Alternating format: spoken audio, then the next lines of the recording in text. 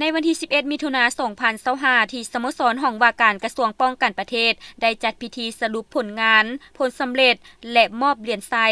ใบย่องยอผลงานดีเด่นให้บริษัท มูลนิธิ และบุคคลที่ประกอบส่วนช่วยเหลือซอกคนกวดกู้อุบัติเหตุยนต์ยักษ์130 ตก อยู่แขวงเสียงขวางโดยการเป็นประธานของสหายพลตรีประสิทธิ์เที่ยงธรรมรองรัฐมนตรีกระทรวงป้องกันประเทศ มีคณะนำ4กรมใหญ่ห้องว่าการกระทรวงป้องกันประเทศ บรรดาบริษัทและมูลนิธิเข้าร่วม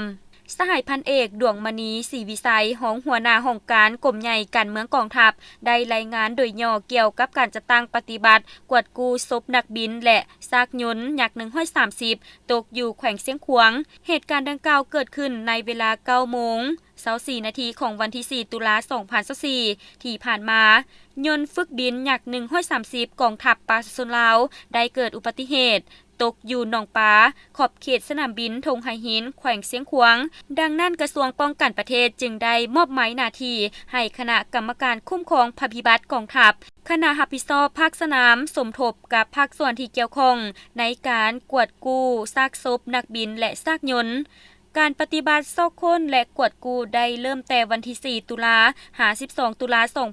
2024ผ่านการจัดตั้งปฏิบัติซอกค้นและกวดกู้เห็นว่าพบความยุ่งยากหลายโดยเฉพาะแม่นจุดเกิดเหตุเป็นหนองน้ำเลิกซึ่งเฮ็ดให้การจัดตั้งปฏิบัติซอกค้นกวดกู้พบความยุ่งยากถึงแม้นว่าจะพบความยุ่งยากแต่บรรดาทีมงานที่เข้าช่วยเหลือในการซอกค้นได้เอาใจใส่ผ่านพาสุ่มจิตสุ่มใจอย่างกล้าหาญเข้าช่วยจนสำเร็จซึ่งการประกอบส่วนของบรรดามูลนิธิและบริษัทได้แสดงถึงน้ำใจอันสูงส่งต่อการประกอบส่วนอันสำคัญในเหตุการณ์ดังกล่าวกองทัพประชาชนลาวขอแสดงความขอบใจอย่างลึกซึ้งต่อบรรดาท่านที่ได้สร้างผลงานอันโดดเด่นทางด้านน้ำใจความเสียสละการให้กำลังใจเคียงบ่าเคียงไหลช่วยกองทัพจนสำเร็จผลอย่างจบงามเพื่อย่องยอสรรเสริญผลงานและคุณงามความดีให้แก่บริษัทและมูลนิธิที่มีผลงานดีเด่นในการประกอบส่วนซอกคนและกอบกู้ศพนักบินและซากยนต์ยักษ์130ที่เกิดอุบัติเหตุตกอยู่แขวงเสียงขวางกระทรวงป้องกันประเทศตกลงมอบเหรียญไซพิรัตหารชั้น3ให้มูลนิธิและบริษัทจำนวน5ภาคส่วนและบุคคล5สหาย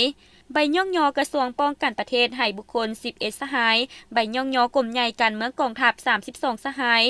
โดยการให้เกียรติมอบของสหายพลตรีประสิทธิ์เที่ยงธรรมรองรัฐมนตรีกระทรวงป้องกันประเทศและสหายพลเจตวาเดือนสวรรค์สายพิมพ์คำปทุมรองหัวหน้ากรมใหญ่การเมืองกองทัพ